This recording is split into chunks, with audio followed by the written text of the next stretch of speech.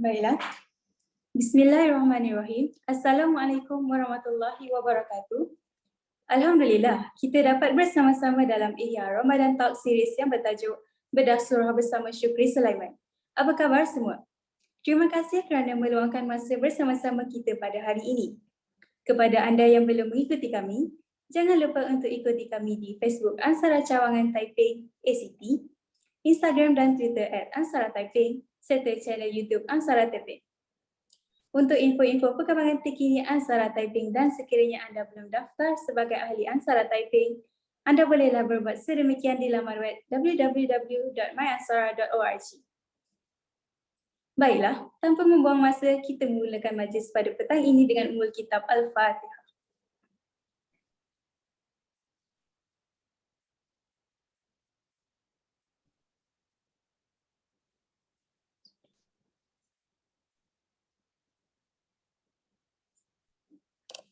Pertama sekali, saya ingin ucapkan ribuan terima kasih kepada rakan strategi Ansara Taiping, Unit Jannah Taqwa MRSM Taiping, Unit Perkhidmatan Bimbingan dan Konseling MRSM Taiping, Badan Dakwah dan Rahani, Pembimbing Rakan Sebaya, ALKA System, TNF Energy, dan Citru Studio. Sebelum kita berkenalan dengan tetamu undangan kita, saya ingin memperkenalkan diri saya terlebih dahulu. Nama saya Nik Nur Umi Fatimi binti Nik Razif, Batch SPN 2022. Jawatan terkini ialah Exco Kebajikan dan Perkhidmatan Badan Wakil Pelajar merangkap pembimbing rakan sebaya. Rakan-rakan penonton semua, pada hari ini kita sangat beruntung kerana bersama-sama kita ialah tetamu khas kita, Ustaz Muhammad Syukri Sulaiman, Guru Pendidikan Islam, Apple Distinguished Educator dan Apple Professional Learning Specialist MRSM Taiping. Apa khabar Ustaz? Baik, Alhamdulillah. Alhamdulillah. Terima kasih kerana sudi meluangkan masa bersama-sama dengan kami pada petang ini. Baiklah, tanpa melengahkan masa, saya menjemput dan mempersilakan Ustaz Muhammad Syukri Sulaiman untuk menyampaikan perkongsian beliau yang bertajuk Bedah Surah bersama Syukri Sulaiman. Dipersilakan. Baik, terima kasih saudari moderator Nik Nur Umi. Bismillahirrahmanirrahim. Assalamualaikum warahmatullahi wabarakatuh. Alhamdulillahirabbil alamin wassalatu wassalamu ala asyrafil anbiya'i wal mursalin wa ala alihi wa sahbihi ajma'in. Allahumma salli ala Muhammad wa ala ali Muhammad. Rabbi shrah li sadri wa yassir li amri wahlul 'uqdatam min lisani yafqahu qawli. Amin amma ba'. Yang saya hormati, yang saya kasihi pendengar-pendengar dan juga penonton yang berada dalam Zoom dan juga social media di alam maya. Mudah-mudahan sesi ilmu kita pada petang ini mendapat rahmat dan keberkatan daripada Allah Azza wa Jalla. Amin, insya-Allah. Hari ini merupakan puasa kita yang ke-13. Okey. Maksudnya kita masih ada berbaki lebih kurang 17 hari lagi. 17 hari lagi untuk kita memastikan diri kita mendapat serba sedikit input ataupun kebaikan daripada proses pentarbiahan sebulan di bulan Ramadan. Okey, mudah-mudahan berbaki hari yang 17 ini, 17 hari lagi ini, kita dapat memperbaiki diri kita dari masa ke semasa dan seterusnya, kita terus istiqamah daripada bulan Ramadan kepada bulan-bulan yang lain. Okey, so pastikan bulan Ramadan kita hari ini, bulan Ramadan kita pada kali ini merupakan bulan Ramadan yang terbaik untuk diri kita. Semoga mudah-mudahan apa yang kita buat pada Ramadan kali ini menjadi bekalan untuk kita di akhirat nanti. Baik, insya-Allah. Hari ini kita akan bincangkan berkaitan dengan salah satu surah yang mana saya sangat yakin dan percaya kalau surah ini imam baca, terutamanya pada solat Jumaat, pada solat tarawih ataupun solat fardu sekalipun, makmum dia pasti akan suka. Kalau minggu lepas kita bincang berkaitan dengan surah Al-Fatihah. Okey, tapi minggu ni kita nak bincang satu surah yang sangat pendek tapi sangat bermakna, very powerful. Okey, yang mana hari ini kita akan membincangkan tentang surah Al-Ikhlas. Semua orang tahu tentang surah Al-Ikhlas dan saya sangat yakin pelajar-pelajar di MRSM Taiping sendiri khususnya hafal surah ni kan. Surah Al-Ikhlas, yang mana surah ini merupakan surah Al-Makkiyah, diturunkan di Mekah. Yang surah dia tak panjang, ada 4 ayat sahaja. Bismillahirrahmanirrahim. Qul huwallahu ahad. Allahus Samad. Lam yalid wa lam yulad wa lam yakul lahu kufuwan ahad. Katakanlah Allah itu esa. Qul huwallahu ahad. Allah itu esa. Allah itu satu. Allah itu tunggal. Maksudnya Allah itu the only one. Kemudian qul huwallahu ahad. Allahus Samad. Allah ini tempat bergantung kita. Allah ini dia tidak perlukan sesiapa, tapi kita yang perlukan dia. Tempat bergantung, tempat kita meletakkan harapan, tapi Allah tidak perlukan kita. Allah tidak perlukan apa-apa untuk Allah buat apa yang dia suka. Lam yalid wa lam yulad. Dia tidak beranak dan dia tidak diperanakkan. So maksudnya dia adalah kita tak tahu macam mana asal kejadiannya, yang kita tak boleh fikir dan kita tak akan dapat jawapannya. Dan akhir sekali, walam yakul lahu kufuwan ahad. Dan tidak ada sesiapa pun makhluk yang ada di dunia ini sama mirip dengan Allah. Itu berkaitan dengan tafsiran surah Al-Ikhlas. Dan kalau kita lihat surah Al-Ikhlas ini, dalam satu hadis Nabi SAW yang diriwayatkan oleh Imam Nasa'i berkaitan dengan kelebihan-kelebihan surah Al-Ikhlas. Okay? Hadis yang menceritakan tentang bila kita baca surah Al-Ikhlas bermakna kita telah membaca 1/3 daripada keseluruhan Al-Quran. Apa hadis tu? Man qara'a surah Qul huwallahu ahad faka'annama qara'a sulusal Quran. Barang siapa yang membaca Qul huwallahu ahad faka'annama qara'a sulusal Quran, dia telah membaca 1/3 daripada Al-Quran. Ini kelebihan surah Al-Ikhlas. 4 ayat tapi dia telah merangkumi 1/3 daripada keseluruhan Al-Quran. Sebab apa? Sebab surah ini dia menceritakan tentang tauhid kepada Allah Azza wa Jalla. Sebab itu dalam kitab tafsir Imam At-Tabari, okay, antara nama-nama lain bagi surah Al-Ikhlas adalah At-Tauhid. Yang mana At-Tauhid ini membincangkan segala bentuk tauhid, asma wa sifat, tauhid uluhiyah, tauhid rububiyah, semuanya asasnya ada dalam surah Al-Ikhlas. So bila mana kita membaca surah Al-Ikhlas, kita telah melengkapkan 1/3 daripada Al-Quran. Kalau kita baca 3 kali, dapat 1 Al-Quran. Hadis Nabi SAW. Kemudian saya nak bawakan hadis Nabi yang kedua. Bagaimana ketika Nabi memasuki sebuah masjid dan Nabi terdengar salah seorang sahabat berdoa. Berdoa dengan doa, Ya Allah, Ya Allah, Ya Samad. Ya Allah, Ya Samad. Ya Allah, Ya Ahad. Ya Allah, Ya lam yalid wa lam yulad. Apa Nabi cakap? Ghufirolaka. Nabi ulang 3 kali. Ghufirolaka, ghufirolaka, ghufirolaka. Allah akan mengampunkan kamu. Allah akan mengampunkan kamu. Allah akan mengampunkan kamu. Sebab apa? Sebab sahabat tadi berdoa dengan sifat-sifat Ar-Rahman, sifat-sifat Allah. Dan akhirnya Nabi bagi tahu Allah akan mengampunkan dia. Tadi kelebihan pertama kita lihat 1/3 Al-Quran. Kemudian kalau kita berdoa dengan gunakan surah Al-Ikhlas, Allah akan ampunkan dosa-dosa kita. Okey, hadis ini juga sama hadis yang diriwayatkan oleh Imam Abu Daud dalam kitab Sunan Abu Daud, dan hadis ini dinilai sahih. So maksudnya bila kita nak minta pada Allah, kita kena puji Allah. Sebab itu kalau kita lihat dalam surah Al-Fatihah minggu lepas, 3 ayat yang pertama adalah ayat berkaitan dengan segala puji-pujian kepada Al-Khaliq, iaitu Allah. Okey.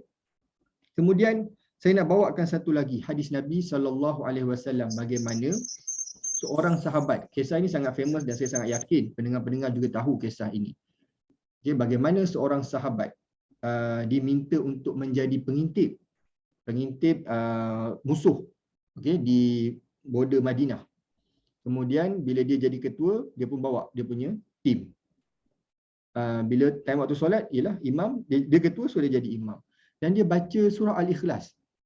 Setiap kali solat dia baca surah Al-Ikhlas. Cuma dalam riwayat hadis ini ada 2 keadaan lah. Yang pertama, rakaat pertama, kedua dia baca surah Al-Ikhlas. Ada juga yang memberitahu rakaat kedua saja dia baca surah Al-Ikhlas. Okay, so ada dua periwayatan.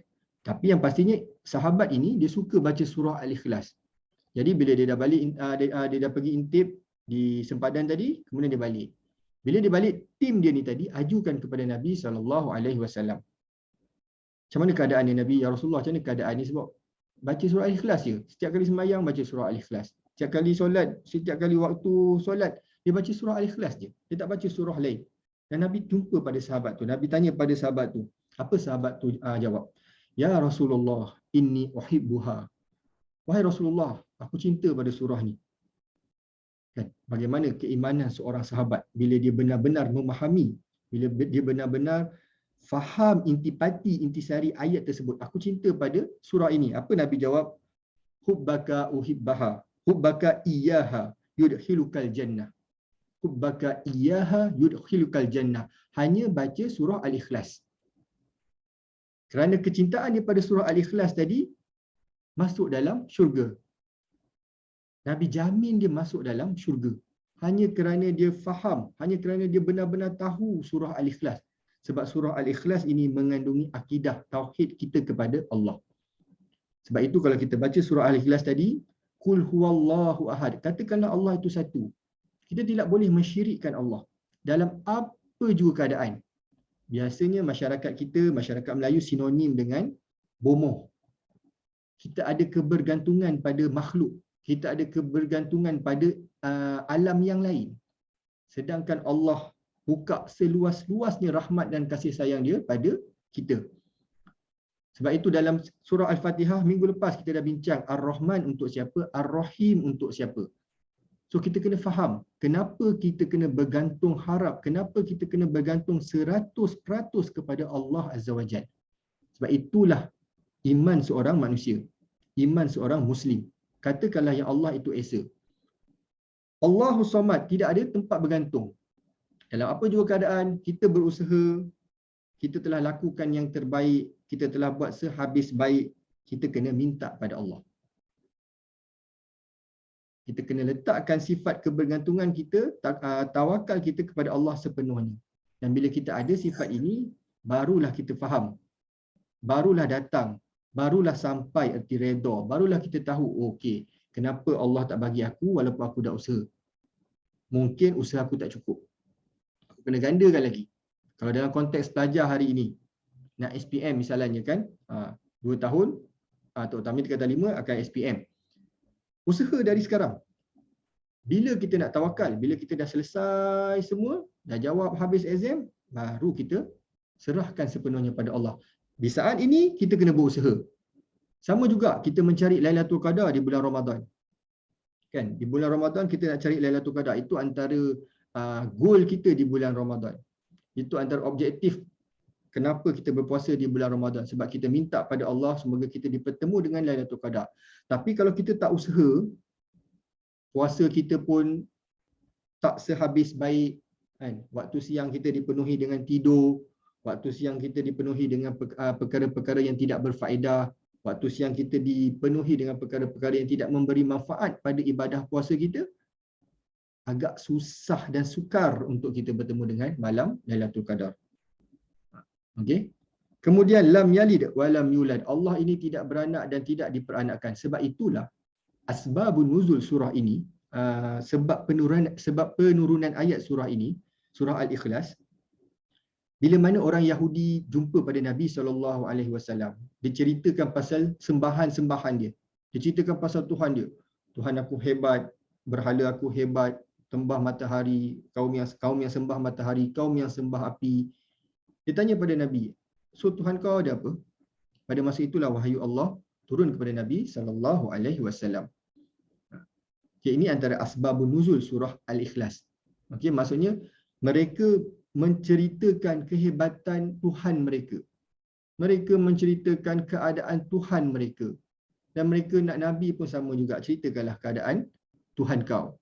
Kalau kita faham surah Al-Ikhlas ini, dia ada kaitan dengan surah Al-Kafirun. Okay. Bagaimana surah Al-Kafirun, Qul ya ayyuhal kafirun, apa kaitan dia dengan surah Al-Ikhlas? InsyaAllah kalau dipanjangkan umur, diberi kesempatan dan ruang dan peluang, kita akan bincangkan dengan lebih terperinci kaitan dua surah ini. Okay. Walam yakul lahu kufuwan ahad. Dan Allah itu tidak ada serupa dengannya. Dan kita tak tahu macam mana keadaan Allah. Kita tidak boleh fikirkan bagaimana keadaan Allah.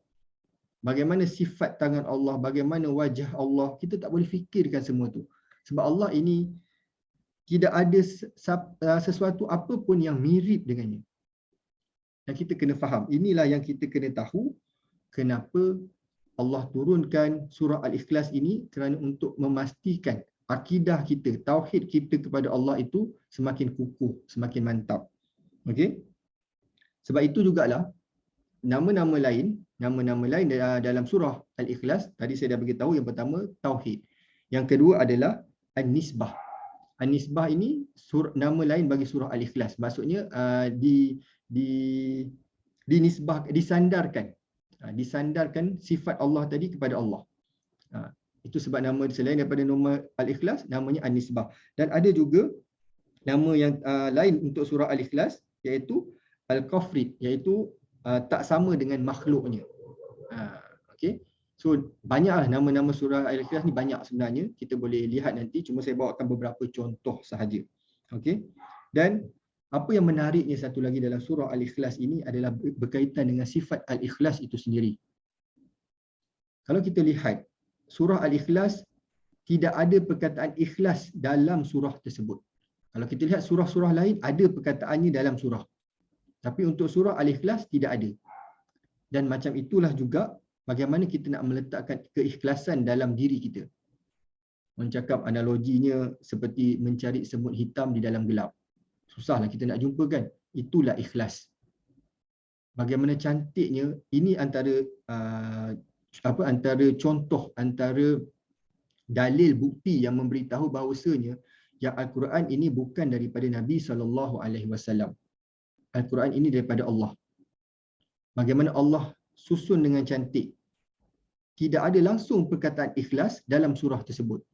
Dan itulah yang kita kena buat. Okey, maksudnya bila kita benar-benar mengenali Allah, ma'rifatullah, kenal dengan Allah, baru kita akan lahir sifat ikhlas itu.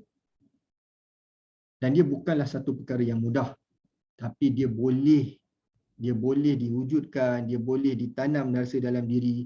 Bila kita buat sesuatu, kita cuba letakkan keikhlasan dalam diri kita.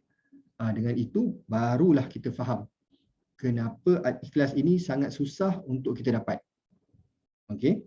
Dan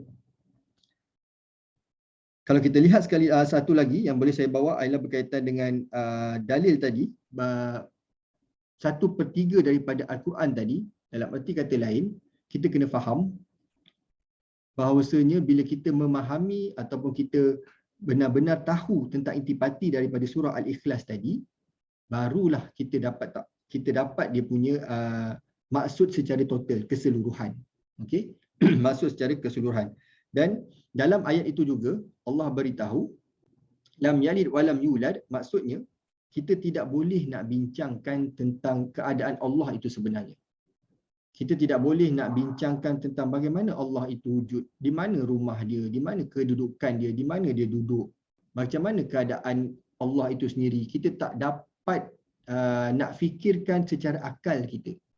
Okey, kita tak boleh nak fikirkan secara direct.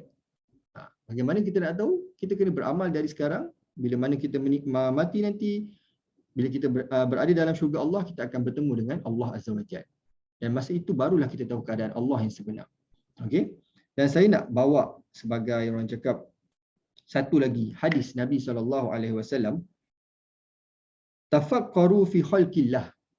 Fikirkan bagaimana ciptaan Allah. Tafakkaru fi khalqillah. Fikirkan bagaimana ciptaan Allah. Bagaimana Allah mencipta manusia. Bagaimana Allah mencipta langit. Bagaimana Allah mencipta bumi. Bagaimana Allah mencipta tumbuh-tumbuhan. Ini yang harus kita fikirkan. Bagaimana proses rantaian kehidupan itu berlaku. Ini yang harus kita fikirkan. Dan bukan kita fikirkan wala tatafakkaru fi zatihi fatakhriqu. Dan jangan kita fikirkan zat dia. Dan jangan kita fikirkan tentang zat Allah, keadaan Allah itu sendiri. Tangannya macam mana, jarinya macam mana, mulut Allah, hidung Allah bentuk macam mana, muka Allah bentuk bujur ke, bulat ke, petak ke. Kita tak perlu fikirkan yang itu kerana dia akan membawa kepada kehancuran. Bila kita fikirkan keadaan Allah, kita tidak akan dapat titik pertemuan. Sebaliknya, dia akan membawa kepada benda yang negatif. Ini yang berlaku pada golongan-golongan yang mengaku ateis, pada golongan mereka yang mengatakan Allah tak wujud. dan sebagainya. Sebab mereka terlalu memikirkan tentang keadaan fizikal Allah itu sendiri. Sedangkan apa yang kita nampak hari ini jelas bukti kekuasaan Allah. Bagaimana Allah mencipta siang dan malam, bagaimana Allah mencipta pasang surut air laut, bagaimana Allah mencipta kehidupan selain daripada manusia. Okey. So itu adalah bukti bahawasanya yang Allah itu adalah segala-galanya.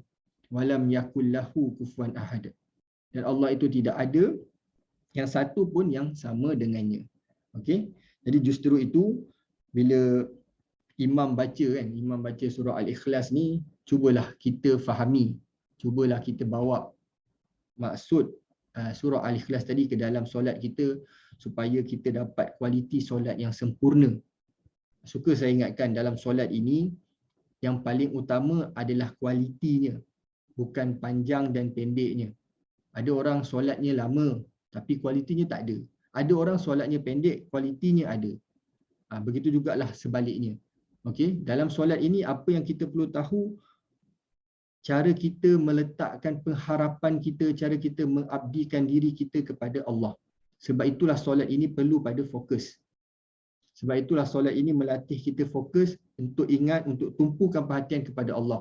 Dan fokus itu kita bawa dalam kehidupan seharian kita. Fokus itu kita bawa dalam aktiviti harian kita. Contoh dalam konteks pelajar, waktu belajar kena fokus.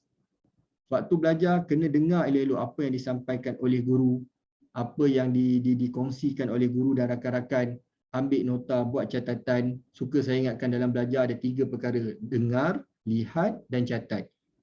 Buat salah satu, susah kita nak berjaya. Kita tinggalkan satu, buat 2 pun sama juga. Tapi kalau kita buat 3-3, dengar, lihat dan catat, insya-Allah kita boleh berjaya. Okey, sebab itu adalah sebahagian daripada proses belajar dan itu yang kita kena buat. Terutamanya dalam mencatat, dan dalam solat itu melatih kita. Dalam solat itu melatih kita untuk ingat, recall balik macam mana kita nak faham, macam mana kita nak selitkan intipati surah, tafsiran-tafsiran surah tersebut, makna-makna dalam solat. Sebab itu kita kena belajar. Sebab itu kita kena tahu tafsir surah itu sendiri. Kita kena ingat seperti mana yang saya bagi tahu selalunya dalam kenapa Islam itu ditentang, kenapa Islam itu dibenci, dicemburui ketika Nabi membawakannya, kerana apa yang Nabi bawa itu menunjukkan keindahan Islam itu sendiri. Akhlak Nabi itu adalah Al-Quran. Dan bila kita faham Al-Quran, bila kita tahu makna dalam setiap ayat dalam Al-Quran, insya-Allah dia akan membantu kita untuk meningkatkan lagi kualiti ibadah kita. Jadi sempena dengan hari nuzul Al-Quran insya-Allah yang akan berlaku minggu hadapan, hari Selasa, suka saya ingatkan kepada diri saya sendiri khususnya dan juga kepada semua pendengar-pendengar yang dirahmati Allah, cuba cari ruang dan peluang untuk kita bincang dengan ahli keluarga, bincang dengan rakan-rakan dalam dorm, okey, dalam tube, sambil-sambil duduk baring-baring, okey. Kita bincang dengan rakan-rakan tentang ambil satu surah yang kita selalu baca, okey, yang kita hafal, yang kita baca tapi kita tak tahu pun makna dia. Contoh macam surah Al-Kausar misalnya, pendek je kan, inna a'tainakal kausar fasholli li rabbika wanhar inna syani'aka huwal abtar. Bincang dengan kawan apa terjemahan pada surah tersebut. Mudah-mudahan bila kita tahu, bila kita baca dalam solat, kita faham. Kita boleh gambarkan, maknanya solat kita boleh gambarkan keadaan surah itu sendiri. Okey. Jadi saya rasa itu saja setakat ini saja perkongsian dari saya. So kalau ada soalan, Umi silakan. Baik Ustaz, ada beberapa soalan daripada penonton.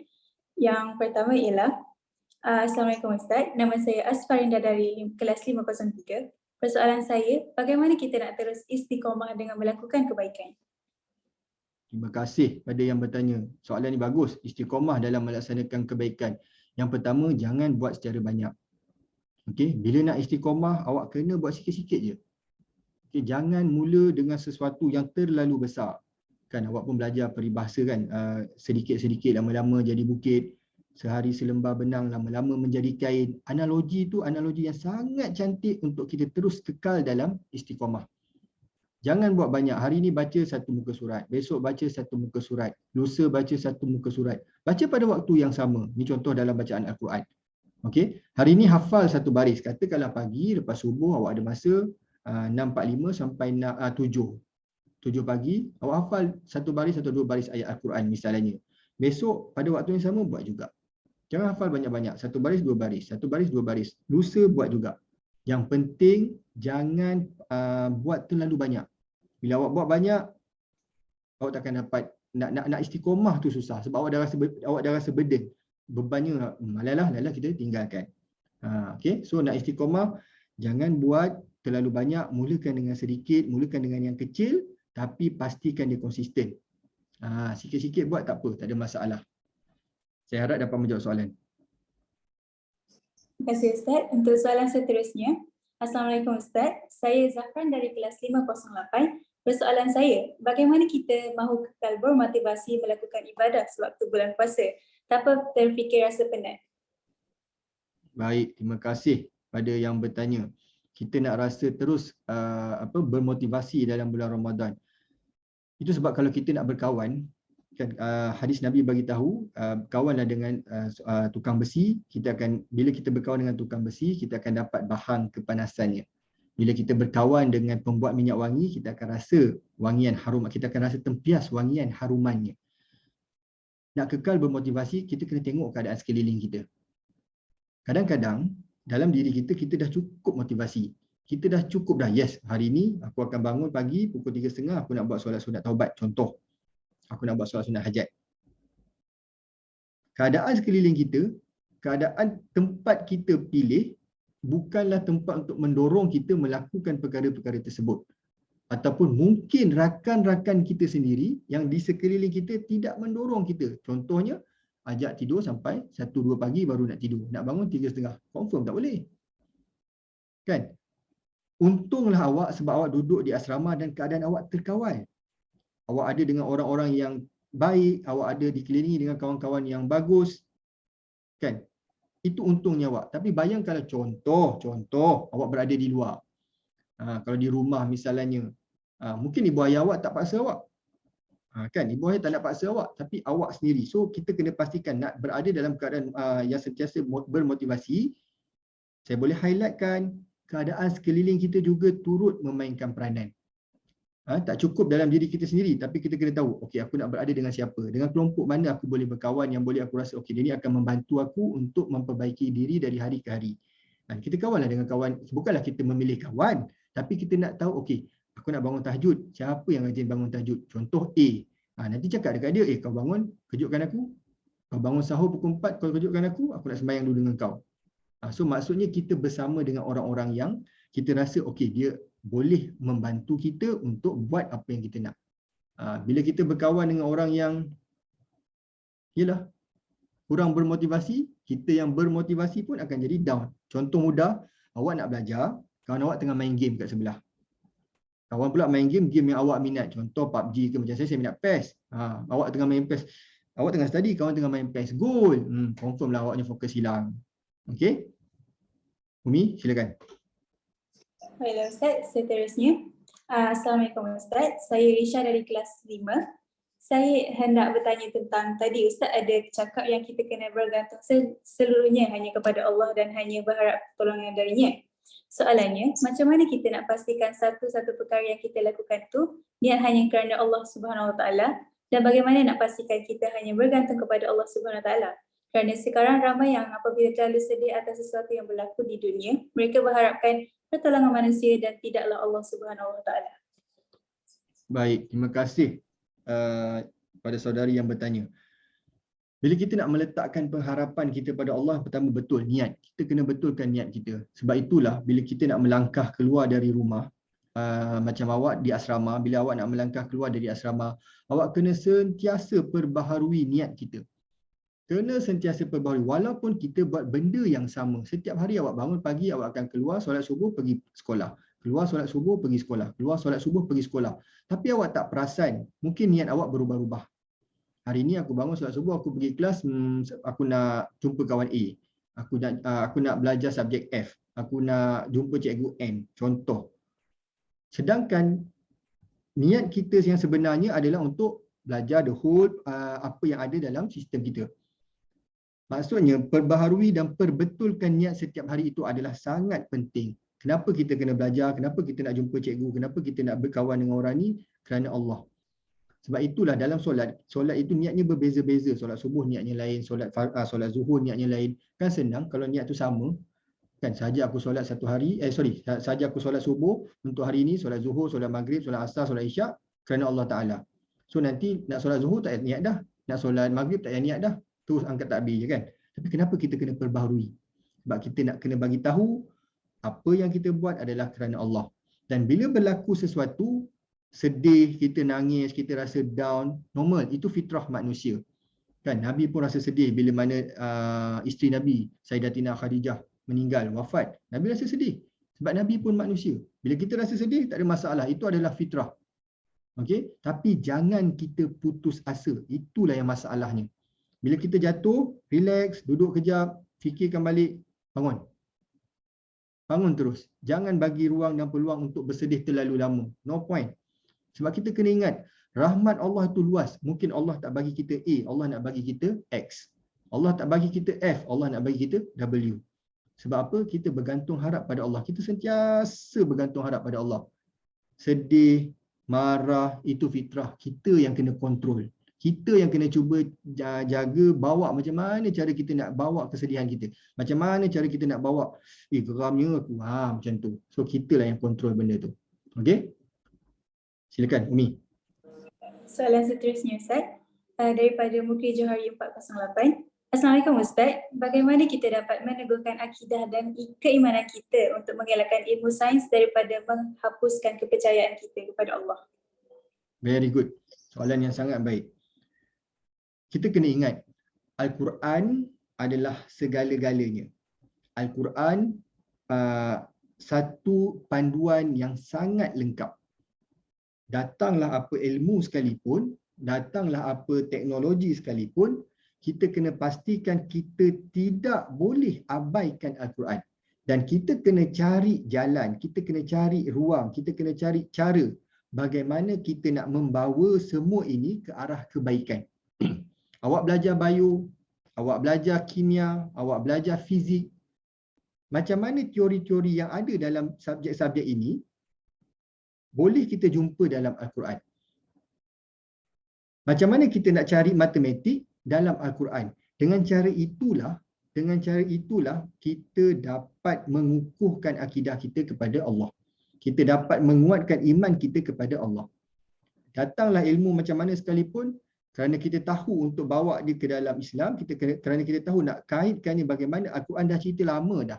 Dan contoh, kalau kita ambil dalam surah Al-Kahfi, bagaimana Allah menceritakan tentang kisah pemuda yang tidur di dalam gua bersama anjing tu. Kan dalam itu Allah ada cakap penambahan, ayat tambah. So dalam matematik ada tambah. So sebenarnya Al-Quran dah cerita lama dah tentang tambah ni. Cuma kita je tak perasan. Kita sibuk dengan teori-teori barat tu kan. Tak salah, tak ada masalah teori-teori tersebut. Tapi kita sebagai seorang Muslim, kita kena tahu bahawa Al-Quran dah bagi tahu lama dah. Sebab itulah saya selalu ingatkan, awak hebat dalam bidang apa dan awak mungkin akan jadi engineering, awak boleh jadi engineer, awak boleh jadi doktor, awak mungkin akan jadi seorang pensyarah, awak mungkin akan jadi seorang pelumba Formula 1. Awak kena tahu bagaimana cara untuk awak menyampaikan agama Islam ini pada orang-orang di sekeliling awak melalui kepakaran yang awak ada. Seandainya awak seorang pelumba Formula 1, macam mana cara awak nak menyampaikan agama ini dalam kepakaran awak sebagai seorang pelumba kereta dan sebagainya.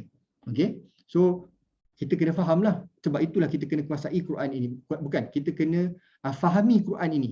Dan akhirnya kita kena kuasai lah. Okay? Saya harap dapat menjawab soalan ini. Silakan Umi. Baiklah Ustaz, memandangkan masa mencemburi kita, ini soalan terakhir. Assalamualaikum Ustaz, saya Ahzar dari kelas 503. Saya nak tanya, ada tak apa-apa amalan yang pahalanya besar walaupun kita buat dalam masa yang singkat, memandangkan kekangan waktu dan jadual sekolah yang padat? Mungkin Ustaz boleh share amalan-amalan yang kami boleh buat sambil belajar atau buat homework ke? Terima kasih Ustaz. Okey. Semua amalan kebaikan yang awak buat pasti akan diberi pahala. Pasti akan diberi ganjaran oleh Allah.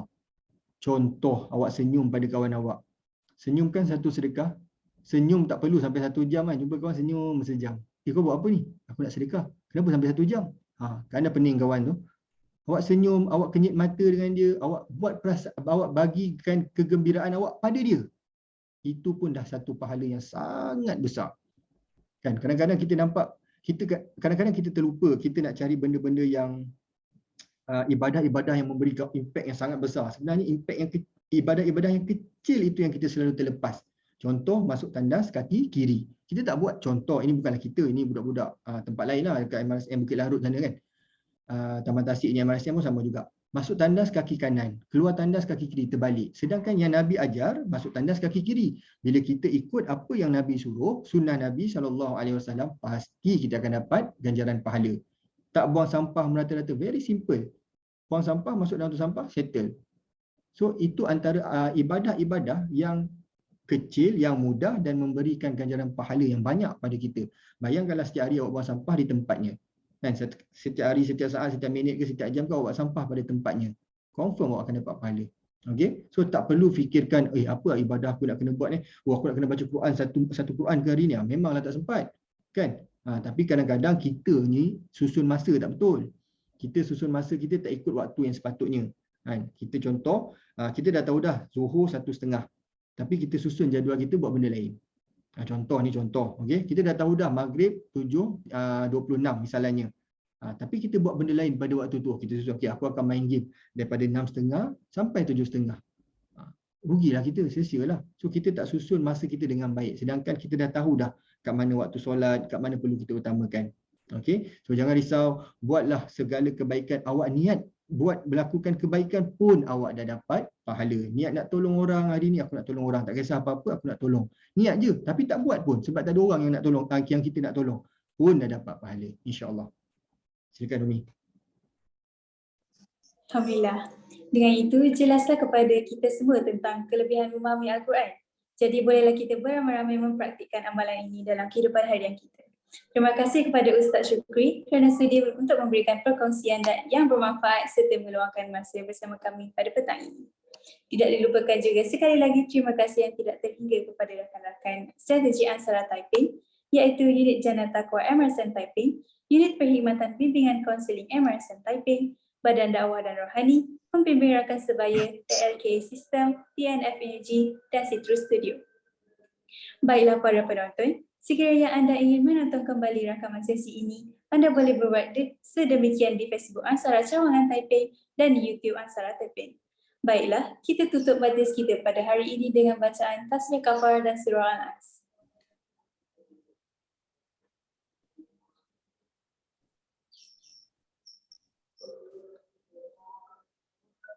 Sekian, terima kasih.